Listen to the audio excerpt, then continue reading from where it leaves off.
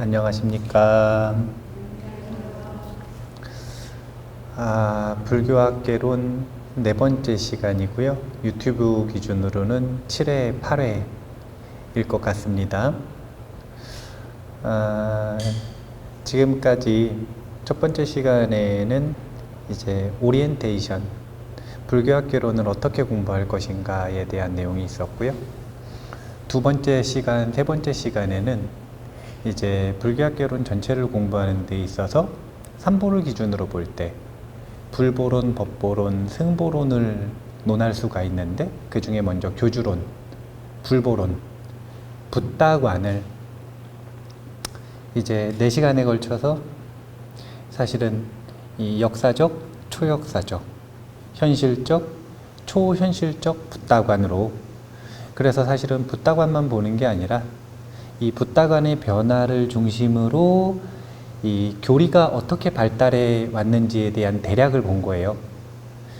근데 계속 이런 식일 거예요, 사실은. 그래서 아마 조금 어려우실 수 있어요. 이게 한문이나 영어를 안 쓸 뿐이지,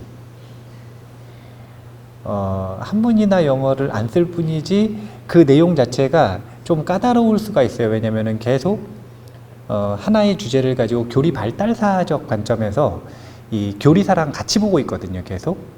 그래서 좀 까다로울 수 있는데, 그렇게 붓다론을 다 하고 나서 이제는 법보론이에요, 법보론. 원래는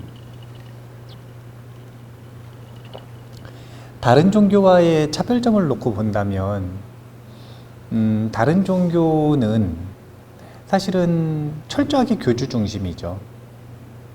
그러다 보니까 철학적인 면이 그렇게 중요시 여겨지지 않습니다.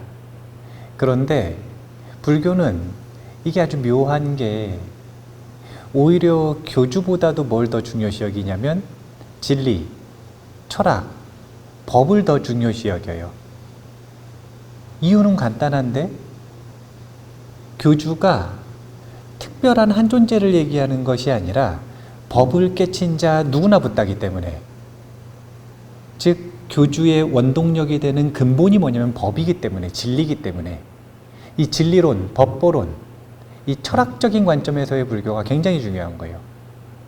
그래서 이번 시간에는 먼저 이 진리론을 공부하는 데 있어서 총론적으로 진리론을 어떻게 공부할지에 대한 이야기를 먼저 해보고, 그리고 나서 이제 다양한 진리론의 관점들, 카테고리들이 있을 건데, 이런 카테고리들이 2500년 넘는 시간 동안 불교 역사에서 발전해온 꽃과 열매들이라면, 그 꽃과 열매가 공통적으로 기반을 삼고 있는 뿌리가 되는 근본 불교가 있어요.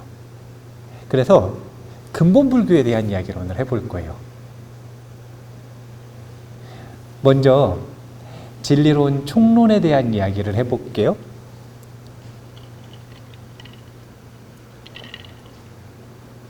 세상에는요, 정말 다양한 철학이 있습니다.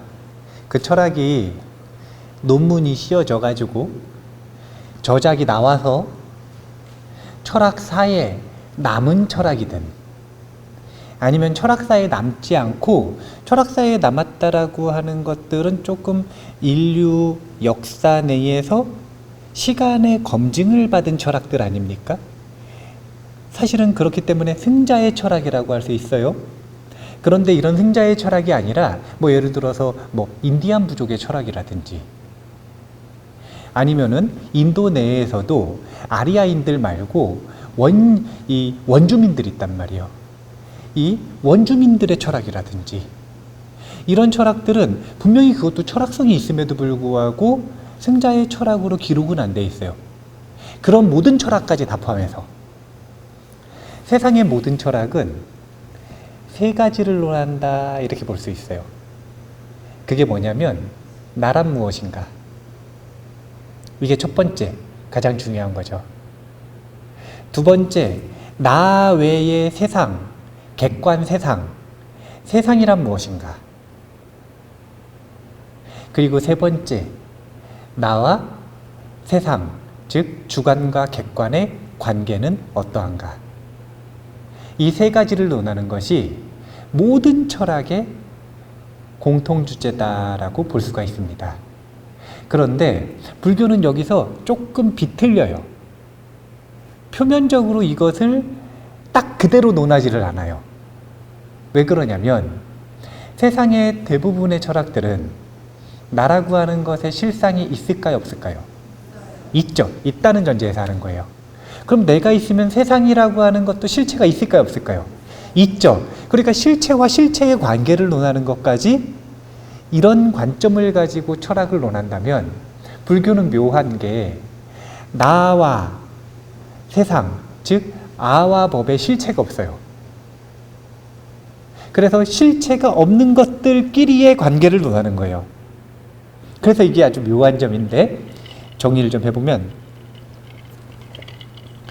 이 진리론 총론에서는 이제 우리가 법보론, 진리론, 이 불교학개론 시간에 무엇을 배울지에 대한 목차가 나오는 거거든요.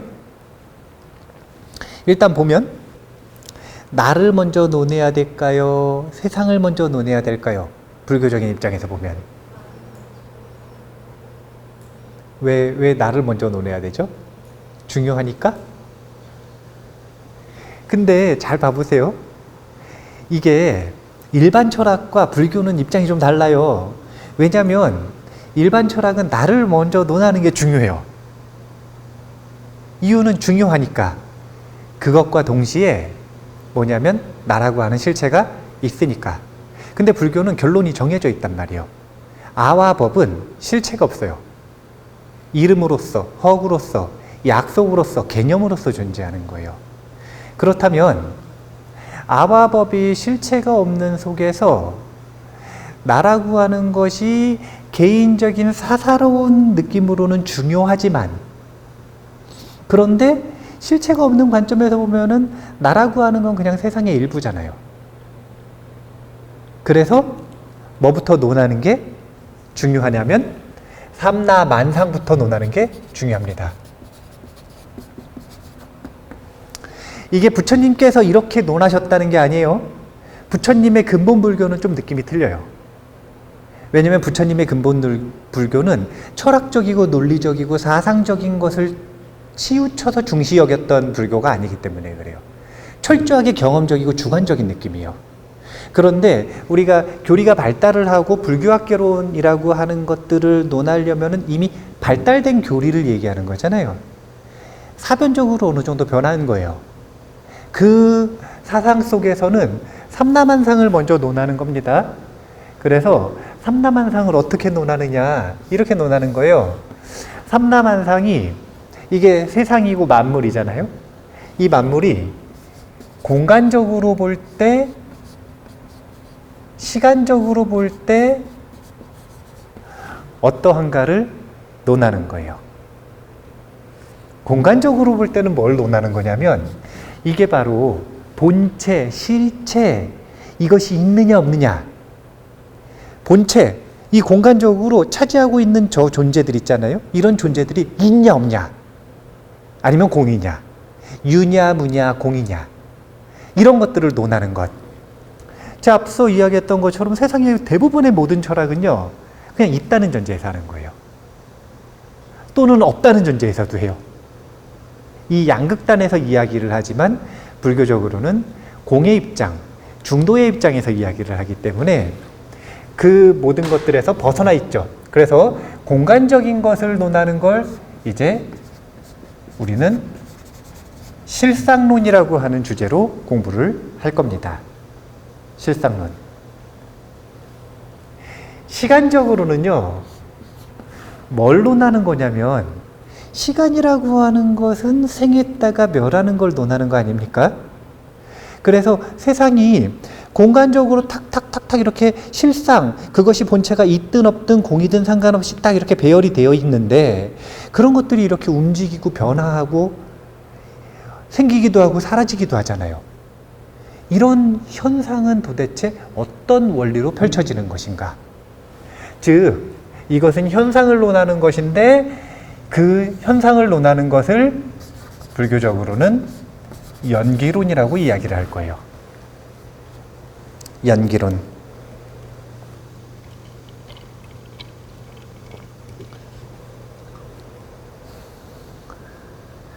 이웃 종교 과학에서는 시간적으로 어떻게 우주가 생성되고 어떻게 세상이 변화하고 어떻게 멸망해 가는가 이런 것들을 논하는 것 자체를 이제 그 시작을 논할 때 뭐 창조론이다 또는 이 무슨 뭐 진화론이다 뭐 이런 얘기들을 하지 않습니까?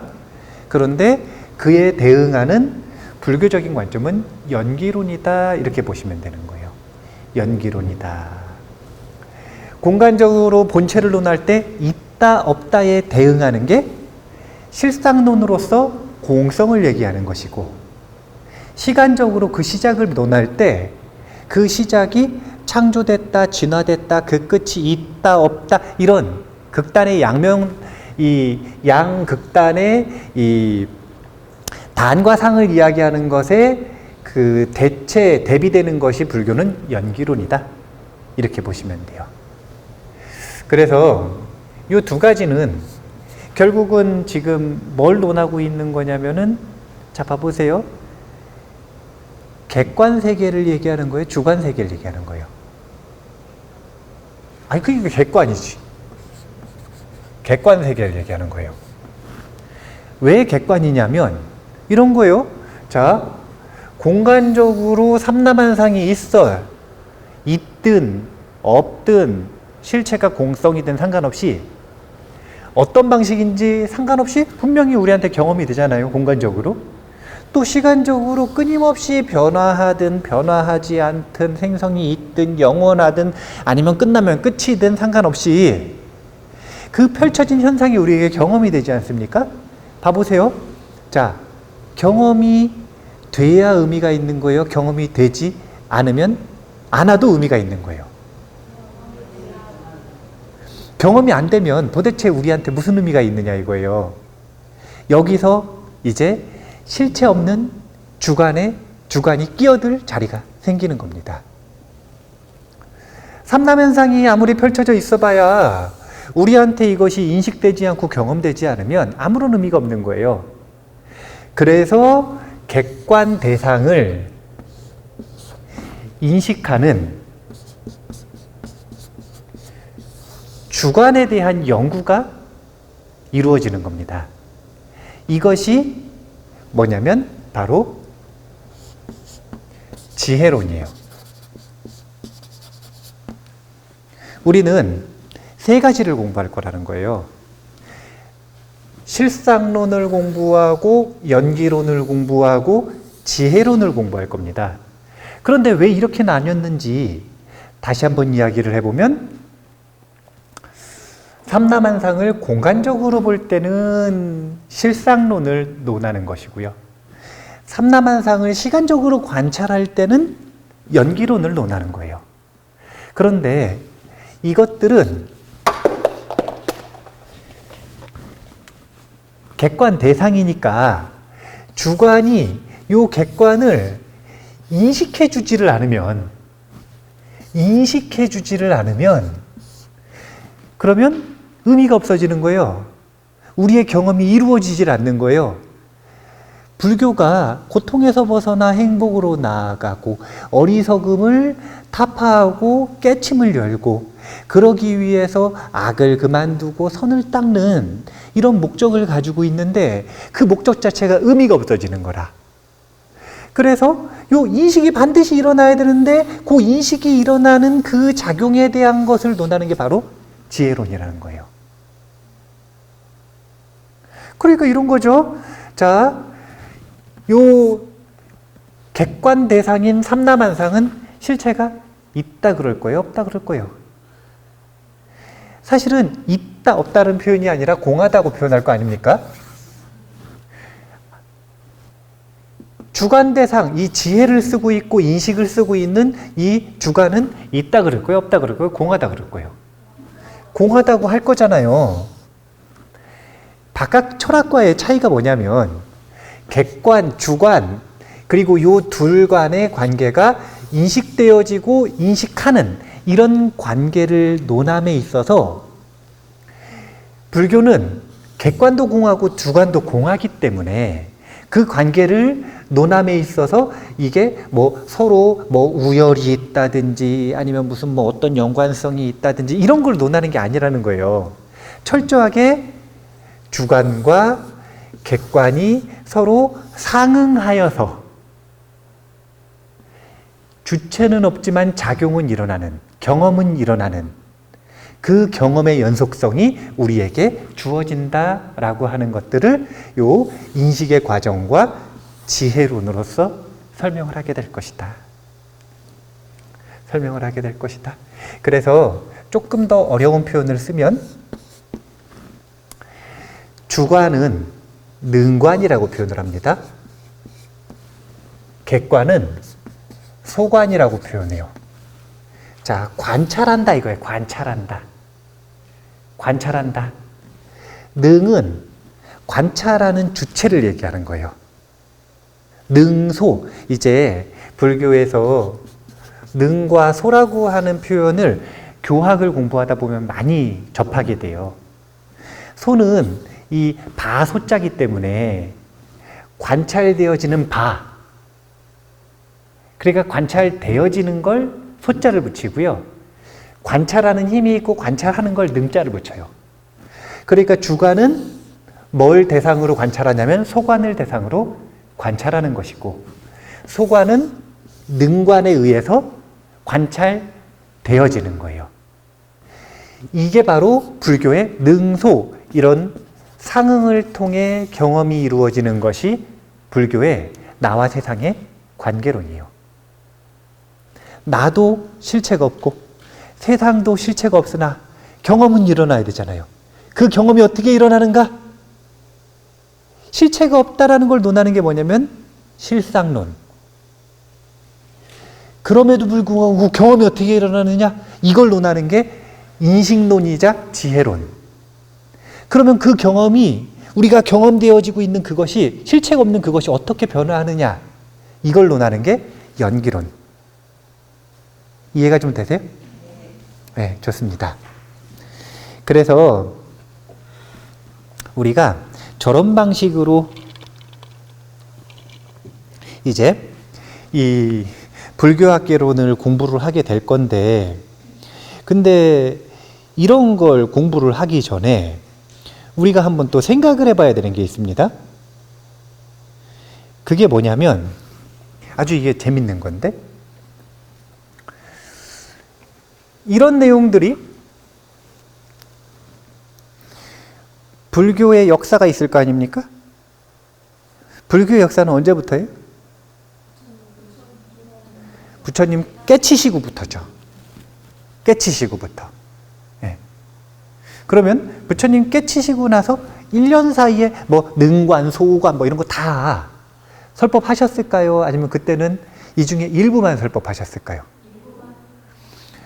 이런 아주 복잡하고 사실은 복잡하다라고 표현하는 거는 약간 좀 단점으로 표현하는 거고 장점으로 표현할 땐 체계적이라고 표현하죠.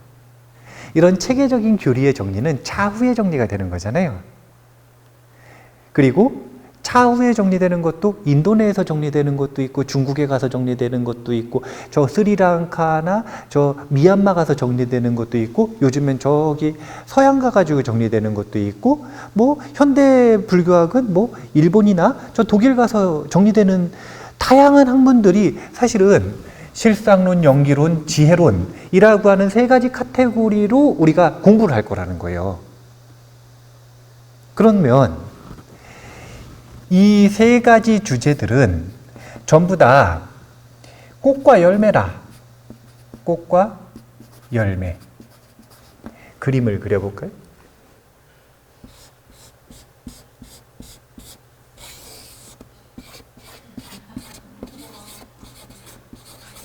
꽃과 열매. 꽃과 열매. 예. 꽃과 열매 아닙니까? 그러니까 실상론,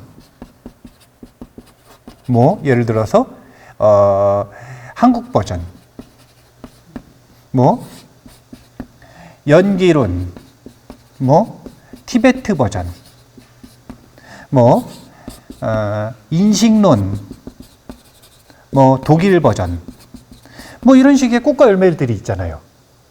그러면 이 꽃과 열매들을 보면은요, 서로 모양들이 비슷한 부분도 있지만 디테일에서 서로 막 어긋나고 역설적인 것 같고 모순되는 것 같고 막 이런 모습들이 있거든요. 그래서 자꾸 싸우는 거예요, 사람들이. 제가 불교학개론을 공부를 할 때 자꾸 교리발달사 중심으로 보려고 하는 이유는, 교리발달사 중심으로 봐야 왜 이 문화에서 이 상황에서 이렇게 발전하고 왜 이 단어는, 이 개념은 이렇게 발전할 수밖에 없었는지 필연적인 이유들을 알아야, 의도를 알아야, 아, 서로 모순되지 않는구나, 같은 뿌리에서 시작됐구나 라고 하는 걸 알 수가 있는 거예요. 제가 지금 법보론, 진리론 이걸 공부함에 있어서 실상론, 연기론, 지혜론에 들어가기 전에 먼저 이 뿌리부터 보자 이거예요. 뿌리부터. 우리 기억을 한번 되짚어 볼까요? 초기 불교, 부파 불교, 대승불교, 밀교, 이런 식으로 인도 불교사가 이어졌다 그랬죠. 이 중에서 한번 기억을 되짚어 보세요. 자, 초기 불교는 요기부터 요기까지라. 요기는 지금 언제예요, 언제? 여긴 정각. 여기는 언제냐면은 열반 후 100년. 자, 그러면은 여기서부터 여기까지 몇 년이에요? 145년. 왜냐면은 여기가 45년이 지나면 여기서 뭐 하시냐면 열반을 하셔. 자, 그러면은 초기 불교 중에서도 근본 불교라고 한다면 요만큼을 근본 불교라고 할 수 있다 그랬죠? 여기가 근본 불교예요? 근데 한번 생각을 해보세요. 45년이 다 근본 불교일까요? 그 중에서 근본 중에 근본 불교가 있을까요? 없을까요? 아니, 왜냐면은 한번 생각을 해보세요. 45년이 짧은 세월입니까? 제가 38년밖에 안 살았어요. 그러면은 제가 한 살 때 하던 생각이랑 지금 하던 생각이랑 같아요? 지금 하는 생각도 한 살 때 하는 생각하고는 완전히 다를 거 아니에요. 근데 어떻게 45년 동안에 그 세월을 똑같은 근본이라고 할 수가 있어요. 그럼 뿌리 중에 뿌리, 씨앗, 뿌리에 완전 씨앗까지 이제 찾아 들어가려면 다시 또 근본 불교를 좀 펼쳐볼까요, 한번? 이 45년, 근본 불교를 45년짜리를 한번 여기다 펼쳐볼게요. 이렇게 45년. 자, 요 길이가 지금 45년이에요. 그러면은 이 중에 그나마 조금 더 근본이 되는 거는 몇 년일 것 같으세요? 참고로 알아두세요. 자, 한 요쯤. 요만큼이 몇 년이냐면 20년이에요. 왜 이런 기준을 나눈 거냐면요. 부처님께서 이때는 안거를 보내실 때 대부분 여기저기 다니셨어요. 그런데 부처님 정각에 이르신 후, 성불하신 후 20년 후에 나머지 25년은 대부분을 제따와나에서 보내십니다. 그럼 대부분을 제따와나에서 한 곳에서 보내세요. 그러니까 안거 때, 해제 때야 만행을 다니시지만, 설법을 다니시지만 안거 때는 대부분 제따와나에 계시는 거예요. 그러면은 부처님 대부분 제따와나에 계시면 상수제자들부터 시작해가지고 여러 스님들도 거기 있고 싶어요? 딴 데 있고 싶어요? 그럼 거기 많이 계셨겠죠? 그럼 거기서 설법을 비슷한 부류의 사람들과 많이 했겠죠? 그래가지고 살아생전 45년 중에는 교리가 체계화되는 시간이 바로 이 시간이에요. 교리의 체계화. 자, 교리가 체계화됐대요. 이건 무슨 뜻이냐면 연기설 할 때 우리 왜 12연기 그러지 않습니까?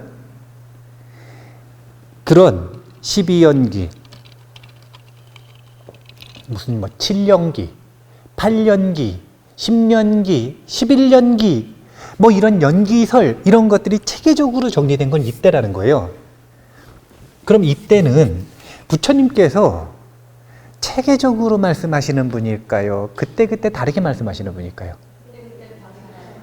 잘 생각을 해보세요. 체계적으로 말을 한다는 건 저처럼 지금도 저도 오늘 아침에 카페 가가지고 이 법문을 준비를 해가지고 왔거든요. 제가 이 불교학교로는 준비를 해요. 제가 금강경 할 때도 준비를 한 적이 없거든요. 근데 불교학교로는 준비를 해. 무슨 준비를 하냐면은 판서는 한번 해보고 와야 되는 거예요.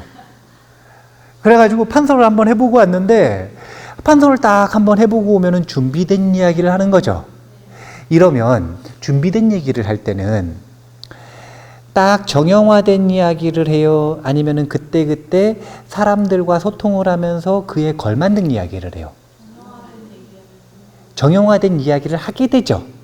근데 부처님은 그런 분이 아니라니까요.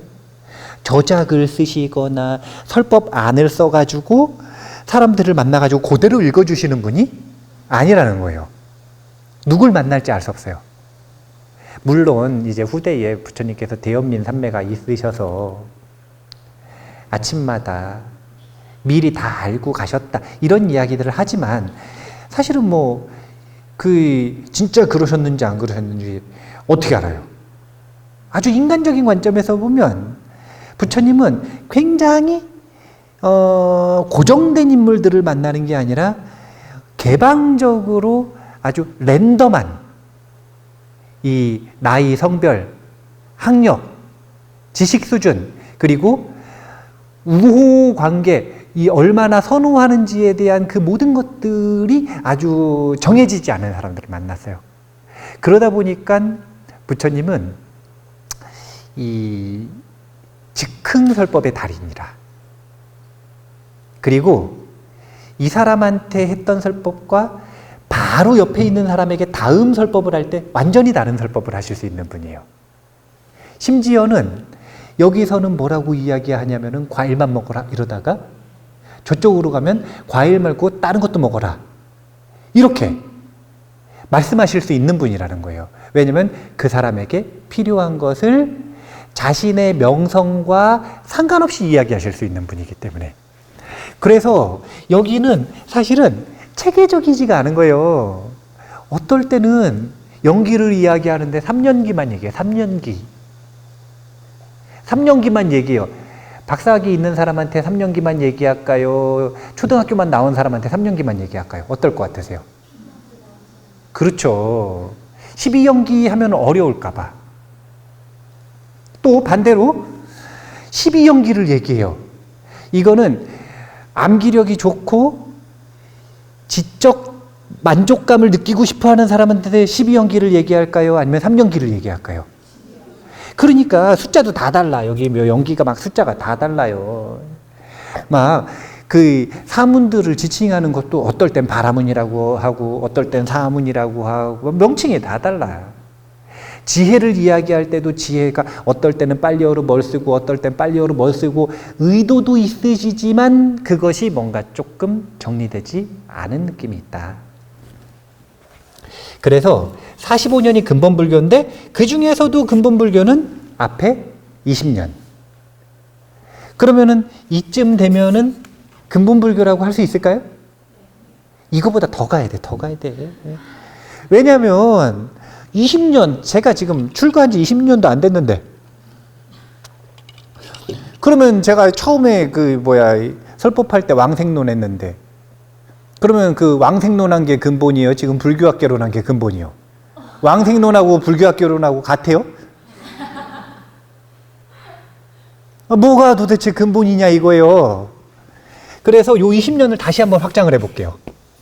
줌인을 더 해보죠. 자, 요만큼은 이제 다시 20년이에요. 요 20년 중에 도대체 어디가 근본일까요? 앞쪽 몇 년이나 될까요? 15일은 너무했어요. 여기가 정각이면 사실은 약 한 1년. 그리고 요 사건은 뭐냐면 초전법륜이요. 이제 왜 약 1년으로 두냐면 부처님께서 녹야원으로 걸어가시는 시간도 있고요. 그리고 경전에 기록되기로는 설법 한번 딱 들으시고 깨닫는 것처럼 보여지지만 사실은 연구 결과 이제 이견들이 많이 있지만 녹야원에서 최소한 한한권은 보내셨다라고 하는 의견들이 많이 있어요. 그러니까 한 400km, 500km 걸어가시는 시간, 그리고 또 녹야원에서 한한권 보내시는 시간, 이런 시간들을 생각을 해보면 그 초전법륜이 어느 정도 완성되고 이제 6아라한이 생기는 시간까지 한 1년 정도 잡으면 되지 않겠는가, 대략. 그러면은 요때가 봐보세요. 근본 불교 중에 근본 중에 근본이라. 그러니까 우리가 부처님의 근본 교리를 알고 싶다, 씨앗이 되는 교리를 알고 싶다, 이거 왜 알아야 돼요? 아니요. 모든 펼쳐진 꽃과 열매의 뿌리, 공통 기반이기 때문에 그런 거예요. 이것을 기준으로 교리가 발달을 하는 거예요. 그래서 그 기준을 알아야 돼, 기준. 그래서 그 기준을 알려면, 근본교리라고 하는 걸 알려면 우리가 무슨 뭐 수능 시험 보는 것처럼 삼법인, 사성제, 팔성도 이런 거 공부해가지고 되는 게 아니에요. 그 1년 사이에 있었던 두 가지 사건의 내용을 우리가 분명하게 알아야 되는 겁니다. 그래서 근본 중의 근본, 불교의 근본 중 근본 불교를 알고 싶으면, 근본 중 근본 불교를 알고 싶으면 두 가지 사건을 알아야 되는 거예요. 첫 번째 중요한 사건, 진짜 중요한 사건이 있어요. 그게 뭘까요? 정각. 정각. 이건 뭐냐면 부처님께서 이걸 깨친 거예요. 이걸 깨친 걸 가지고 뭘 하신 거예요? 그렇죠. 초전법륜. 이 두 가지 사건의 내용을 정확하게 알아야 이것이 근본교리를 아는 것이다, 불교의 근본 철학을 아는 것이다, 이렇게 생각을 할 수 있는 겁니다. 그래서 제가 오늘은 특별히 교재로 선정하지 않았었던 특별교재를 가져왔어요. 율장 대품인데요. 이게 기억이 나실 거예요. 제가 불교학을, 그 중에서도 교주론을 공부하는 교재에 대한 이야기를 할 때 언급을 했었던 거죠. 율장. 불교에는 역사서들이 없어요. 인도 사람들의 특징이에요. 조선왕조 실록처럼 10대 제자 실록 이런 게 있으면 좋겠는데 그런 거 없어요. 그래가지고 율장에 묘사되고 있는 것이 가장 객관적인 교단의 역사다, 이렇게 볼 수가 있어요. 그래서 이 마하바카 율장 대품에 맨 처음에 정각부터 시작을 해요. 그래서 그 다음에 초전법륜이 어떤 방식으로 이루어지는지를 가장 담백하게 보여줍니다. 그래서 오늘 요 텍스트를 가지고 공부를 할 건데 두 가지를 공부해야 돼요. 정각의 내용은 키워드만 알려드리면 연기예요, 연기. 부처님께서는 무엇을 깨쳤는가? 연기를 깨쳤다, 이것이에요. 그러면 연기를 깨치셔가지고 한 400km, 500km를 걸어가시는 동안 녹야원에 있는 오비구들에게 연기를 어떻게 설할 것인가 고민을 하셨단 말이에요. 그래가지고 고민 끝에 나온 첫설법이 뭐냐면은 중도와 팔정도, 이게 첫 번째 주제. 그 다음에 두 번째 주제는 팔정도는 정견부터 시작되잖아요. 정견인 사성제, 이게 두 번째 주제. 그리고 나서 사실은 여기까지를 초전법륜이라고 하는데 아직 아라한이 안 나왔어. 수다원은 나왔는데 아직 아라한이 안 나왔어요. 그래서 아라한이 나오는 사건이 뭐냐면은 그게 바로 삼특상을 통한 무아예요. 그래서 여기까지 첫 번째 키워드, 두 번째 키워드, 세 번째 키워드, 팔정도, 사성제, 삼특상. 이런 키워드를 우리가 딱 원문에서 뭐라고 하는지를 보는 게 일단 제일 중요해요. 그것이 어떤 그 체계를 가지고 있는 교리인지는 나중에 하는 거고, 그건 나중에 발달한 다음에 하는 거고, 원문은 일단 씨앗 원전을 딱 봐야 돼요.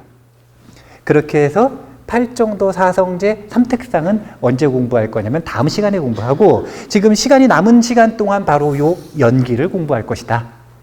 정각의 내용인 연기법을 17분 안에 공부를 해보죠. 자, 17분 동안, 허락된 시간 동안만 공부를 하겠습니다. 정각을 이루시는 정각 전 과정부터 다시 한번 복습을 해보죠. 자, 중요한 사건이 있어요. 정각. 정각의 내용도 정해져 있어요. 연기. 그러면 정각 전에는 어떤 사건이 있었는가? 이게 이제 우리 교주론 속에서 부처님께서 팔상성도 속에서 어떻게 공부하고 어떻게 답을 찾아 나가셨는가를 대략 공부를 했던 거예요. 한번 간단하게 기억만 떠올려 보시면 부처님께서는 문제의식을 가지고 계셨단 말이에요. 분명히. 어떤 아동 심리학자가 부처님의 일대기를 썼어요. 서양에 있는 아동 심리학자가. 부처님께서는 트라우마를 가지고 있다 이거예요.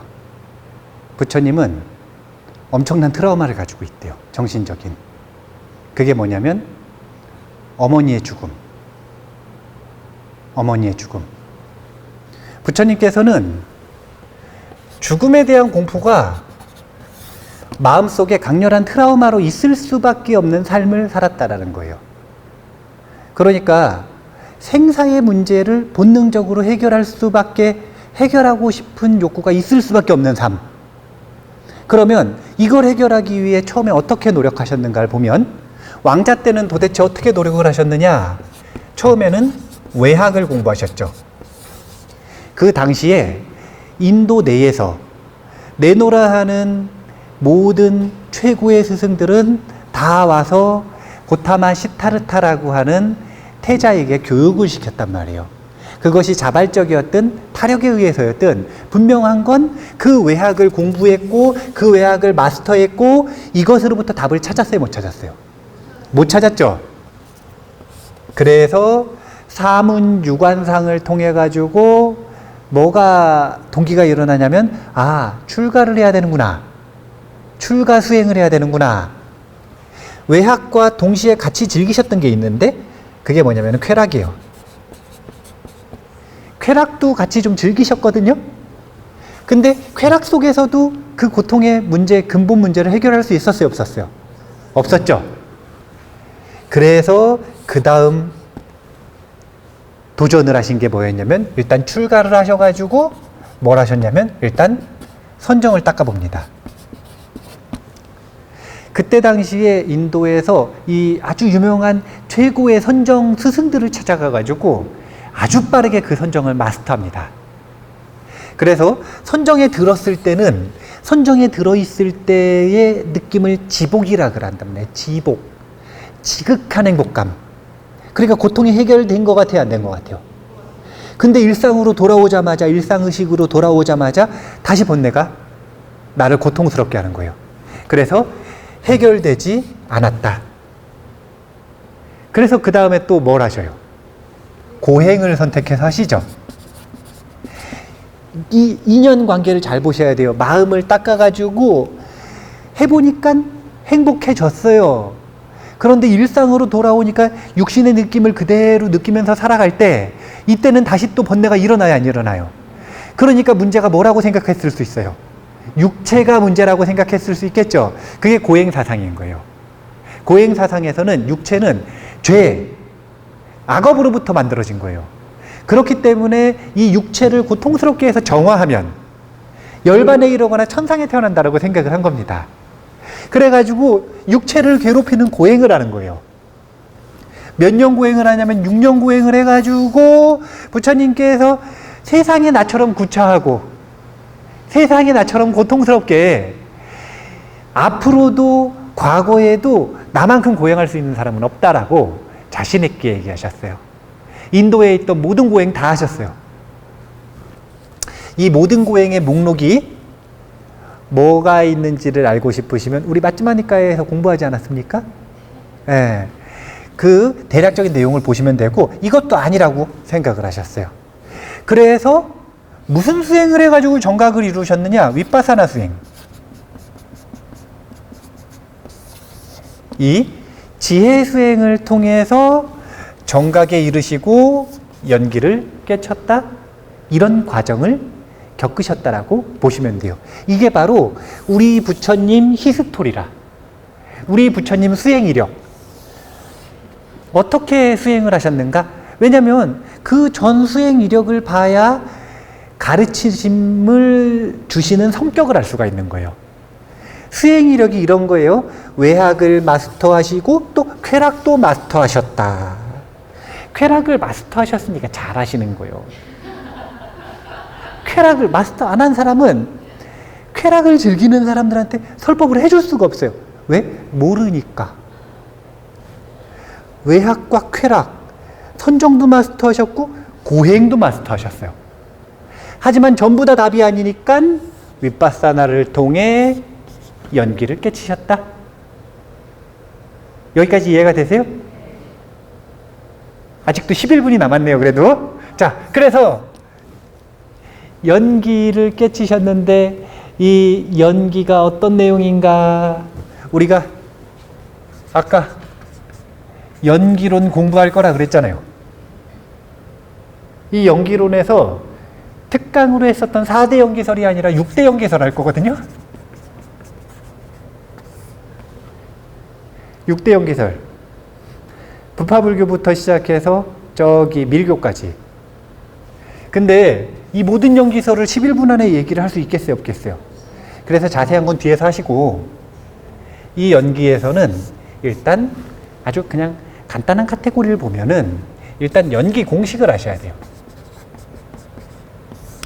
이 공식이라고 하는 건 경전에 그렇게 적혀 있지는 않아요. 그게 아니라 부처님께서 연기를 깨치시고 가장 담백하게 연기를 표현하신 개성을 얘기하는 거예요. 연기 공식, 이것이 가장 근본. 이것을 바탕으로 12연기가 나중에 정리가 되는 겁니다. 어떨 땐 7연기, 어떨 땐 8연기, 어떨 땐 9연기, 어떨 땐 11연기 다 달라요. 12연기. 그런데 12연기가 복잡하신 분들을 위해서 이제 3도연기까지만 간단하게 소개를 할 거예요. 혹, 업, 고라고 하는 요 순환은 그냥 간단하게 소개만 할 거예요. 그런데 이 중에서 나머지 시간 9분 동안 할 수 있는 건 아마 연기 공식이 다일 것 같아요. 자, 연기 공식 빠르게 해보겠습니다. 한문 안 쓸게요. 차, 유고, 피유, 차, 생고, 피생, 차, 무고, 피무, 차, 멸고, 피멸. 해석하면 간단하게 이것이 있으므로 저것이 있고 이것이 생함으로 저것이 생하고 이것이 없음으로 저것이 없고 이것이 멸함으로 저것이 멸한다. 이게 가장 담백한 부처님께서 본인의 정각의 내용을 표현한 연기 개성입니다. 가장 담백한 연기의 내용이에요. 그래서 이것이 정각의 가장 담백한 내용이니까 불교의 씨앗이라고 보시면 되는 거예요. 이것을 바탕으로 해서 자세하게 꽃과 열매를 피운 것들이 연기설이기도 하고 사실은 실상론도 해당이 되고 지혜론도 해당이 되고 전부 다 해당이 된다고 보시면 되는 거예요. 그러니까 이거 중요하겠죠? 한 줄, 두 줄, 3줄, 4줄 못 외울 거 없겠죠? 유무와 생멸을 논한 겁니다. 그러니까 못 외울 거 없겠죠? 네, 이런 건 충분히 외우실 수 있어요. 외워두셔야 돼요. 이렇게 먼저 잘라볼게요. 이렇게 자르면 익보, 생하는 걸 논하고 있죠. 이건 지금 뭘 논하고 있는 거냐면 유전연기를 논하고 있는 거예요. 유전연기가 뭔지는 적어놓고 이야기를 해드릴게요. 이건 지금 무와 멸을 논하고 있는데 이거는 환멸연기를 논하고 있는 겁니다. 이제 부처님께서 연기를 깨치셨어. 그걸 통해 본인이 원하는 목적을 이룬 거죠. 그러면은 시작했던 목적이 뭐예요? 그렇죠. 생사의 고통에서 벗어나는 거죠. 생사의 고통을 완전히 끝내버리는 거죠. 고통을 완전히 끝내버리는 거죠. 그러면 유전이라고 하는 건 흘러서 굴러서 이렇게 생겨나는 거예요. 뭐가 생겨나요? 고통이. 고통이 펼쳐지는 원리를 논하는 게 유전연기. 환멸연기는 되돌아가가지고 멸해버리는 거 아닙니까? 뭘 없애는 거냐면 생사의 고통을 없애는 역순. 그러니까 우리는 그대로 살면 어떻게 되는 거냐면 고통스러워지는 거예요. 왜냐면 유전연기 방식으로 살아가니까. 이게 우리의 삶의 흐름입니다. 사바세계의 흐름. 그런데 이것을 역행해가지고 환멸연기로서 고통을 멸하는 수행을 하면 그것이 열반으로 나아가는 거예요. 그래서 이제 연기를 논할 때 이거를 순관이라고 하고요. 이거를 역관이라고 하는 거예요. 연기를 논할 때 이따가 순관과 역관을 볼 건데 순관한다. 이 세상의 흐름을 그대로 수순해서 본다. 역관한다. 어떻게 거꾸로 올라갈 것인지를 역으로 본다. 순관과 역관이라고 합니다. 그래서 위에는 유전연기, 아래는 환멸연기의 공식이다. 이렇게 보시면 돼요. 그러면 이렇게도 나눌 수 있을까요? 없을까요? 있겠죠. 이렇게 놓고 볼 때, 자, 봐보세요. 지금 이것은 유와 무를 논하고 있죠. 이건 시간을 논하는 것 같아요? 공간을 논하는 것 같아요? 유무는 공간이죠. 공간을 논하고 있다. 생멸을 논하고 있어요. 이건 뭘 논하는 거예요? 시간을 논하는 거죠. 그래서 우리가 아까 공간을 논하는 건 뭘로 발전한다고 그랬죠? 실상론. 이것은 실상론을 이야기하는 거고요. 시간을 논하는 건 연기론으로 발전을 하는 겁니다. 한 가지만 더 붙일게요. 뒤에 우리 삼택상 안 배웠지만 삼법인 아시니까 공간적인 면에서는 요 실상론을 이야기하는 것은 제법 무아예요. 연기론, 요 시간적인 걸 얘기하는 건 재행 무상이에요. 자, 또 있어요. 유전연기대로 살면 어떻게 되는 거냐면 일체계고겠죠. 그런데 환멸연기로 살아가면 열반적정인 거예요. 지금 보면 전부 다 이 공식에서 나오는 거예요. 가로축으로 잘라서 보느냐, 세로축으로 잘라서 보느냐에 따라 지금 여기 사법인 다 나왔잖아요. 실상론, 연기론 다 나왔어요. 지혜론은 어디서 나올 거냐면 여기서 나오는 거예요. 어떻게 고통을 인식하고 어떻게 고통에서 벗어나는가. 이걸 깨친 거 교주론. 그 인격에 대한 이야기를 하는 게 교주론. 그리고 수행론, 열반론이라고 하는 것도 결국은 이 얘기거든요. 이 속에서 다 나오는 거예요. 이 속에서. 그래서 이것이 씨앗이다. 기억을 해두시면 됩니다. 자, 12연기는 2분 남았는데 안 읽어볼 수는 없으니까. 잘라.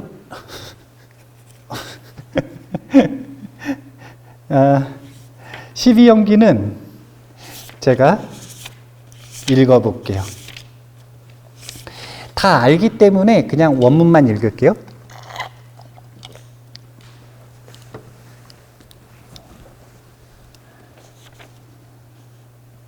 이제 율장 대품에 이 첫 번째 크나큰 다발의 첫 번째 송출품의 이제 보리수 이야기부터 시작을 하는 거예요. 한때 세존께서는 바르고 원만한 깨달음을 얻은 직후, 이게 뭐냐면 정각이잖아요. 우르벨라 지역의 네란자라 강가에 있는 보리수 아래에 계셨다. 그때 세존께서는 보리수 아래서 7일 동안 홀로 가부좌를 하고 해탈의 지복을 누리며 앉아 있었다. 그리고 세존께서는 밤의 초야에 연기법의 순관과 역관에 대하여 정신활동을 기울였다. 순관과 역관에 대하여 정신활동을 기울였다. 기울여서 뭘 한 거냐면 관찰했다는 거죠. 그래서 윗바사나를 통해 연기를 깨쳤다 이렇게 표현을 하는 겁니다. 자, 그래서 연기의 내용이 무엇인가 이런 거예요. 무명을 조건으로 형성이 생겨나고, 무명행, 행을 형성이라고 지금 번역을 한 겁니다. 형성을 조건으로 의식이 생겨나고, 무명행식, 의식을 조건으로 명색이 생겨나고, 명색을 조건으로 6가지 감역이 생겨나고, 6가지 감역을 조건으로 접촉이 생겨나고, 접촉을 조건으로 느낌이 생겨나고, 느낌을 조건으로 가래가 생겨나고, 가래를 조건으로 집착이 생겨나고, 집착을 조건으로 존재가 생겨나고, 존재를 조건으로 태어남이 생겨나고, 태어남을 조건으로 늙음과 죽음, 슬픔, 비탄, 고통, 근심, 절망이 생겨난다. 이 모든 괴로움의 다발들은 이와 같이 해서 생겨난다. 여기에 지금 보면 부처님의 출가 목적이 있는 겁니다. 부처님은 늙음과 죽음, 아니 앞엔 태어남이 있으니까 생, 노, 사의 고통에서 벗어나기 위해, 조금 더 자세하게 이야기하실 때는 슬픔, 비탄, 곤심, 고통, 근심, 절망, 우비, 고뇌까지 들어가는 거네요. 노사, 우비, 고뇌에서 벗어나기 위해 출가하셨다. 거꾸로 보면 이렇게 되는 거예요. 이제 역관을 할 때는 앞에 것부터 이제 소멸하면 그 뒤에 것들이 소멸하는 것으로 보는 건데, 시간이 없을 때 읽어는 볼게요. 그러나 무명이 남김없이 사라져 소멸하면 형성이 소멸하고, 형성이 소멸하면 의식이 소멸하며, 의식이 소멸하면 명색이 소멸하고, 명색이 소멸하면 6가지 감역이 소멸하며, 6가지 감역이 소멸하면 접촉이 소멸하고, 접촉이 소멸하면 느낌이 소멸하며, 느낌이 소멸하면 가래가 소멸하고, 가래가 소멸하면 집착이 소멸하며, 집착이 소멸하면 존재가 소멸하고, 존재가 소멸하면 태어남이 소멸하며, 태어남이 소멸하면 늙음과 죽음, 슬픔, 비탄, 고통, 근심, 절망이 소멸한다. 이 모든 괴로움의 다발들은 이와 같이 해서 소멸한다. 자, 부처님께서 무려 35년 동안 고민하셨어요. 생사의 고통에서 어떻게 벗어날 것인가. 결론 나오셨죠? 12연기로 표현하셨지만 노사, 우비, 고뇌에서 벗어나는 방법이 뭔가요? 태어나지 않는 거죠. 바로 앞게 원인인 거예요. 바로 앞게. 그럼 어떻게 하면 안 태어나느냐 이거예요. 바로 앞에 어떻게 하면은 태어나지 않냐면은 여기는 존재가 있다 그러죠. 그게 뭐냐면 유예요. 유. 태어남의 원동력, 업력이 있다는 거예요. 그 다음에 그 업력이 어떻게 하면 없어지냐 이거예요. 집착이 없어져야 없어진다는 거예요. 이런 식으로 없애고 싶은 게 있어요. 그게 뭐냐면 노사우비고네라고 하는 고통의 다발들. 이 고통의 다발들을 없애려면 갑자기 무명을 없애는 게 아니라, 무명을 없애는 건 중간 과정이 다 생략이 됐잖아요. 이 얘기는 무슨 얘기냐면, 지하철을 타는데 1호선을 타서 어디에서 갈아타가지고 3호선으로 갈아타고, 3호선을 타서 어디에서 갈아타서 5호선으로 갈아타고, 어디에서 7호선으로 갈아타고, 어디서 9호선으로 갈아타가지고 천안을 가야 돼. 9호선은 못 가나? 어쨌든 또 갈아타가지고 천안을 가야 돼요. 근데 그 모든 과정을 다 생략하고 여기서 출발해서 천안 가라, 이렇게 얘기하는 거랑 똑같은 거예요. 그렇게 해가지고는 찾아가기가 어렵고요. 갈아타는 곳 있잖아요. 그거 하나하나의 지목을 알아야 우리가 그 원인을 제거를 하든 강화를 해서 더 고통스럽게 만들든 할 수가 있는 거예요. 그래서 12연기는 고통이 생성되는 분명한 원인, 그리고 고통이 환멸, 멸해지는 분명한 원인을 찾으신 게 이 연기를 깨친 것이다. 그러면 그 원인을 찾기만 했을까요? 아니면 그 찾은 것을, 그 원인을 멸하는 작업까지 완전히 하셨을까요? 멸하는 작업까지 완전히 하신 게 바로 정각의 내용이다. 이렇게 보시면 됩니다. 그러니까 지금 보면 약간 뭔가 이상해요. 원전이. 그게 뭐냐면 정각 후에 연기를 순관하고 역관하나요? 아니면 정각을 하기 전에 순관과 역관을 통해서 정각을 이루시나요? 아니죠. 여기 경전에 보면은 정각을 이루신 다음에 7일 동안 이 정신활동을 하시는 거잖아요. 그러면은 정각을 이루는 원동력은 뭐였다는 거예요?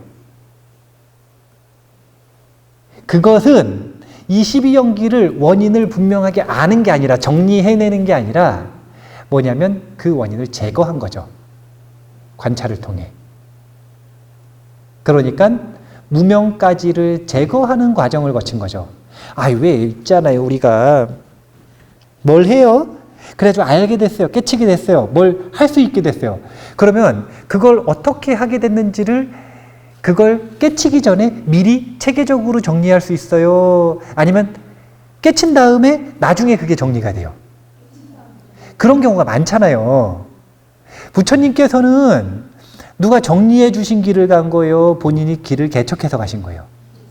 그렇기 때문에 이런 원인을 통해서 이렇게 되고, 이런 원인을 통해서 이렇게 되고, 이런 것들을 7일 동안 지금 하시는 거라.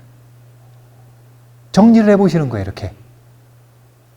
내가 어떤 연유로, 어떤 원인으로, 어떤 방식으로 해서 깨치게 됐는가, 정각을 이루었는가. 그런 과정들을 지금 순관과 역관에 정신활동을 기울였다라고 하는 방식으로 설명을 하고 계시는 거예요. 7일이 짧습니까?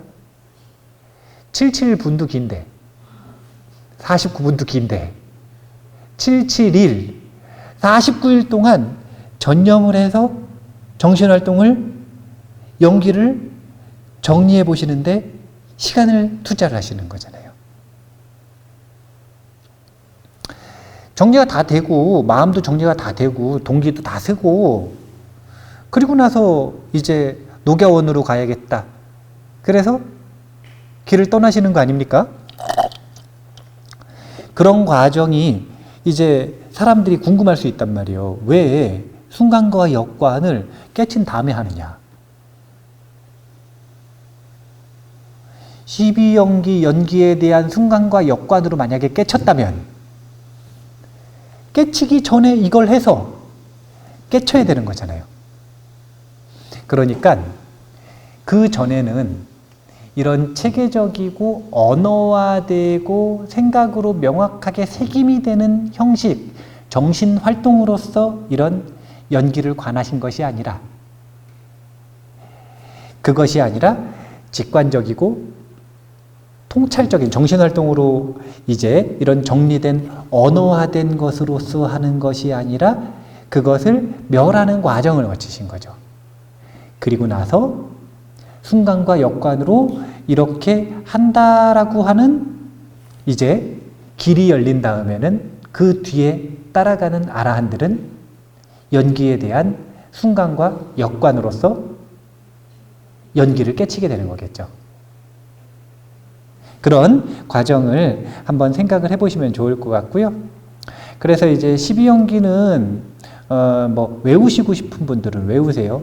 무명, 행, 식, 명색, 유깁, 촉수, 애취, 유, 생, 노사.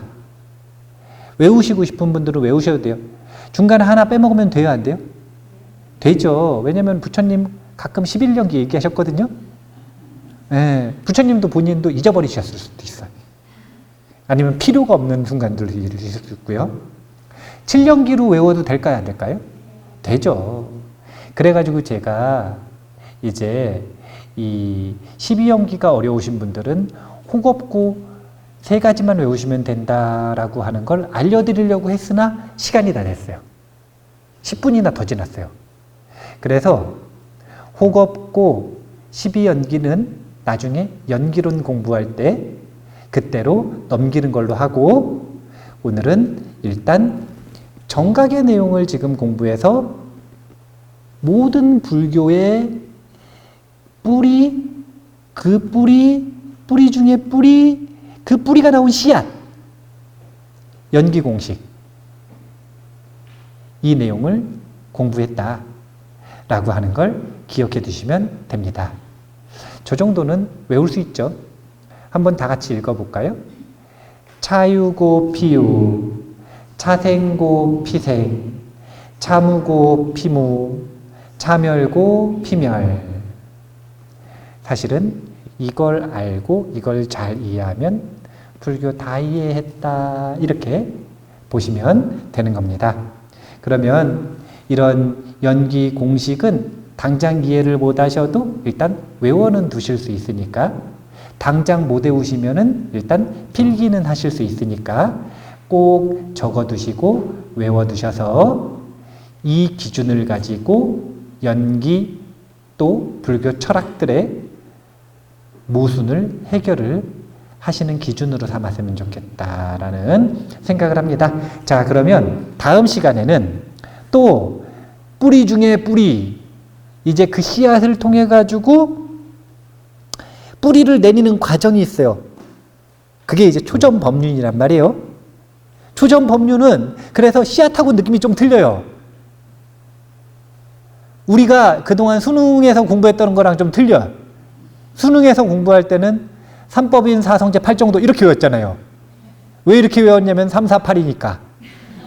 가나다 하듯이 숫자별로 외운 건데, 또 나중에 교리 정리했을 때 삼법인 제일 중요하다 이렇게 해가지고 삼법인 사성제 8정도 이렇게 하는데, 초전법륜을 굴리시는 순서를 보면 상당히 틀리다.